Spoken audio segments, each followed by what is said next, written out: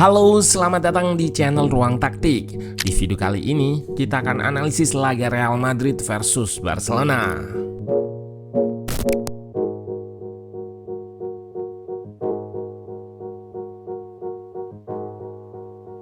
Drama di El Clasico terjadi. Tensi tinggi, chaos, kontroversi sudah terjadi sejak awal laga.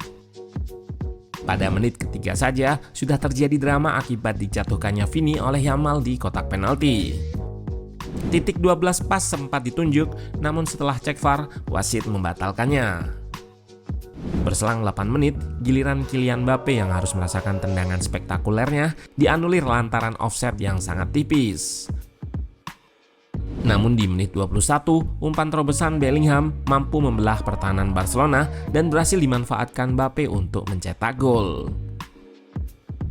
Tim tamu sempat menyamakan kedudukan jelang turun minum lewat gol Fermin memanfaatkan cutback Rashford. Namun hanya 3 menit berselang, El Real langsung membalas lewat gol Bellingham. Pertandingan ini juga diwarnai aksi penyelamatan penalti Szczesny dalam menghalau tendangan Mbappe. Nah, penasaran dengan jalannya laga dari segi taktikal? Let's go, kita bahas sama-sama.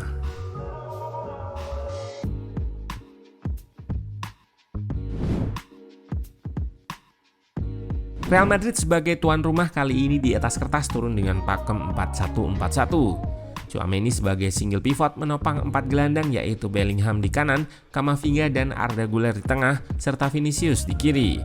Mbappe diplot sebagai ujung tombak. Sedangkan Barcelona tetap dengan pakem 4-2-3-1-nya. Double pivot diisi De Jong dan Pedri. Fermin Lopez mengisi pos nomor 10 menopang Ferran Torres. Rashford serta Yamal mengapit di pos sayap.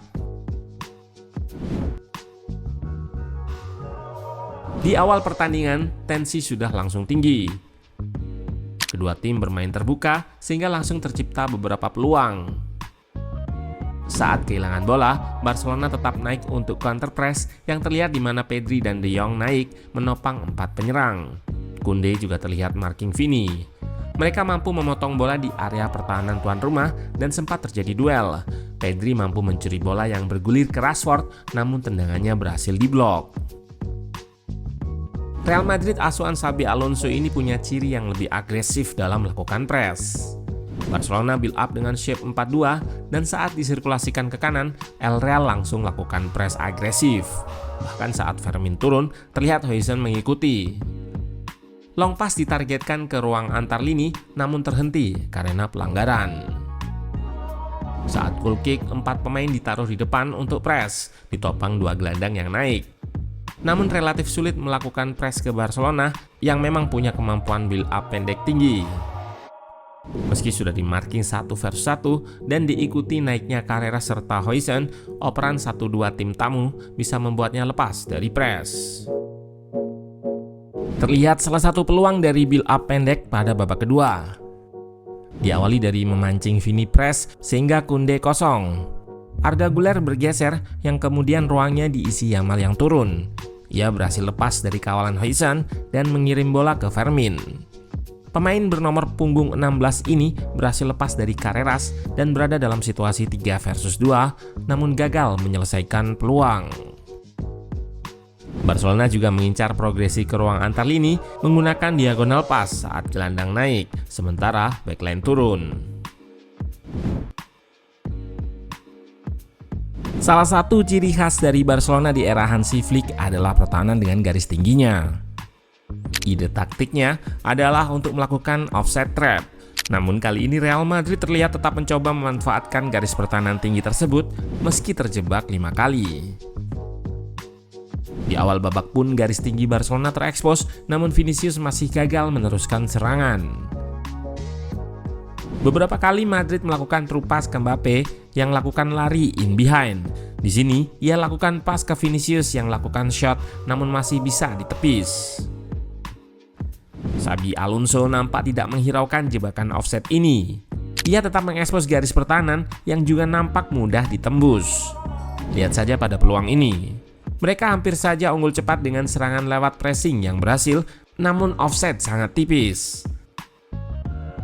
Contoh offset trap yang berhasil dilakukan kembali terjadi ketika gol Bellingham dianulir saat Brahim Diaz coba lakukan run in behind seperti ini. Taktik ini sangat beresiko tinggi dan benar saja di babak pertama Barcelona terhukum lewat gol kecepatan Mbappe. Diawali aksi cerdik Bellingham menipu Eric Garcia dengan check in check out dan ia berhasil terima bola di ruang antar lini. Dilanjutkan dengan aksi balik badan menipu Pedri, lalu dengan visinya yang tinggi, ia langsung berikan umpan terobosan split pass ke Mbappe yang lakukan lari di belakang Kubarsi. Striker Prancis itu langsung ceploskan bola ke gawang Szczęsny. Tak hanya melalui terupas ke Mbappe, Real Madrid bisa dengan mudah mengekspos garis pertahanan Barcelona dengan umpan lob dan crossing. Di sini cross semi lob yang dilepaskan Tchouaméni mengincar belakang lini pertahanan Barca.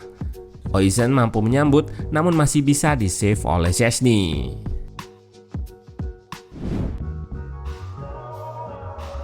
Jika dilihat dari angka PPDA, sebetulnya Barcelona nampak lebih intens dengan memperbolehkan Madrid hanya melakukan 7,2 passing saja ketika build up. Di sini Rashford melakukan press ke depan sehingga sisi kanan kosong. Balde sedikit terlambat naik untuk press Valverde dan terlihat Eric Garcia marking Bellingham. Namun De Jong di belakang masih mampu memotong serangan. Dari situasi high press juga mereka mencetak gol.